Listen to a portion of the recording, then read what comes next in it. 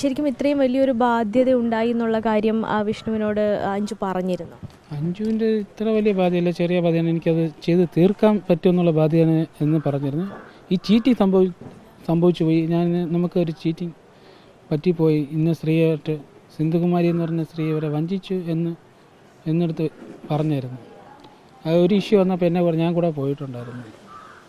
ഹിന്ദുമാരുടെ വീട്ടിലല്ല, ഇവളുടെ ഒരു ഫ്രണ്ടിൻ്റെ സാധനം വാങ്ങിച്ച് വെച്ചിട്ട് അത് തിരിച്ച് ചോദിച്ചപ്പോഴത്തേക്കും അന്നാണ് ഇവർക്ക് മനസ്സിലായത് ഇങ്ങനെ ഒരു ഇഷ്യൂ ഉണ്ടാകുന്നു. അപ്പം മൊത്തം 70 പവനോളമാണ് പോയിരിക്കുന്നത് എന്നുള്ള വിവരമാണ് അറിയാൻ സാധിച്ചത്. അപ്പം ഇത് ഈ ഫിനാൻസിലെ ഗോൾഡാണോ അതോ ഇവർ വ്യക്തിപരമായി കൊടുത്ത സ്വർണ്ണമാണോ, എങ്ങനെയാണ്?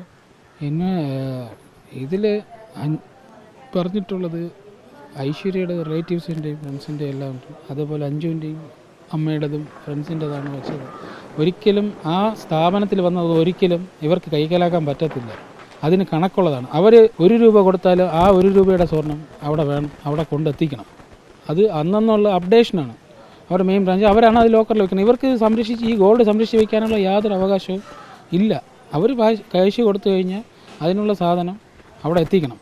അത് അവരുടെ കണക്കിലുള്ളതാണ്. ഇത് ഇവരുടെ റിലേറ്റീവ്സിന് സിന്ധുകുമാരി എന്ന് പറഞ്ഞ സ്ത്രീ ഇവരുടെ അടുത്ത് വന്ന് ഇങ്ങനെ കാശ് ചെയ്ത് ഇവർ ക്യാഷ് കൊടുക്കാം, കുറഞ്ഞ പലിശയ്ക്ക് കൊടുക്കാമെന്നൊക്കെ പറഞ്ഞ് ക്യാഷ് ചെയ്തിട്ടാണ് ഈ ഫ്രണ്ട്സിൻ്റെ നിന്നൊക്കെ വാങ്ങിച്ച് കൊടുത്തത്. അവർക്ക് ആവശ്യമുള്ളൂ. അപ്പോൾ അവരുടെ ആവശ്യത്തിന് കൊടുത്തത്. കാരണം ഇവരുടെ വേറെ എവിടെയെങ്കിലും ഈ ഇൻട്രസ്റ്റ് അടച്ചിട്ട് സെയിലാവാത്ത സാധനമുണ്ടല്ലോ, അത് ഈ ഫ്രണ്ട്സൊക്കെ വിളിച്ച് പറയുമ്പോൾ അവരെ സഹായിക്കുക. ഈ സാധനം അവർക്ക് നഷ്ടപ്പെടാതിരിക്കാൻ വേണ്ടി ചെയ്തതാണ്. ഇവിടെ വെച്ച ഇൻട്രസ്റ്റ് ആയിട്ട് അവിടെ ഇൻട്രസ്റ്റ് കുറവെന്ന് സിന്ധുകുമാരി തന്നെയാണ് പറഞ്ഞത്.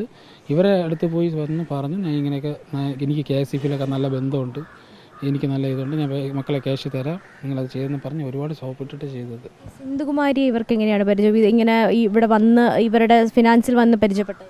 സിന്ധുകുമാരിയുടെ നാച്ചുറൽ ആയിട്ടുള്ള ക്യാരക്ടർ മറ്റുള്ളവരെ പറ്റിക്കുക എന്നുള്ളതാണ്. അതുപോലെയാണ് ഈ കൊച്ചു പിള്ളേരെ വന്ന് സംസാരിച്ച് ചാക്കിലാക്കുമെന്ന് പറയുന്നത്. അതുപോലെ ക്യാച്ച് ചെയ്തതാണ്. അത് അങ്ങനെ പറ്റിപ്പോയതാണ്. പിന്നീട് ഈ അബദ്ധം മനസ്സിലായത് ഇദ്ദേഹത്തിൻ്റെ ഒരു ഫ്രണ്ടിൻ്റെ വിനിത എന്ന് പറഞ്ഞിട്ടൊരു ഫ്രണ്ട്, അതെനിക്കറിയാം. അവളുടെ ഗോൾഡ് പൈസ അടച്ചിട്ട് ഇൻട്രസ്റ്റ് കൊണ്ട് അടച്ച് ക്യാഷ് സാധനം തിരിച്ച് ചോദിച്ചപ്പോഴത്തേക്ക് ഇത് സിന്ധുകുമാരുടെ അടുത്ത് വിളിച്ച് ചോദിച്ചു. ഈ സാധനം ഫോട്ടോ എല്ലാം എടുത്ത് വെച്ചിട്ടുണ്ട്, വെയിറ്റ് എല്ലാം സഹിതം തെളിവുണ്ട്. സിന്ധുകുമാരി കൊടുത്ത ഇന്ന സാധനമാണ്, ഈ വളയാണ്, ഇത് മലയാണ്, ഇതെല്ലാം തിരിച്ച് തരണം എന്ന്, ഈ സാധനങ്ങളാണെന്ന് പറഞ്ഞ് ഫോട്ടോ അയച്ചു കൊടുത്തു.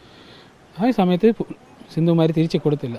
പകരം സിന്ധുകുമാരി വേറൊരു അവരുടെ സ്വർണ്ണ ഉരുക്ക് സ്ഥാപനത്തിൽ പോയി അവരെ അറേഞ്ച് ചെയ്തിട്ട് ഈ സെയിം ഫോട്ടോയിൽ കാണുന്ന സാധനം അതേ തൂക്കത്തിൽ പണി ചെയ്ത് വിട്ടു.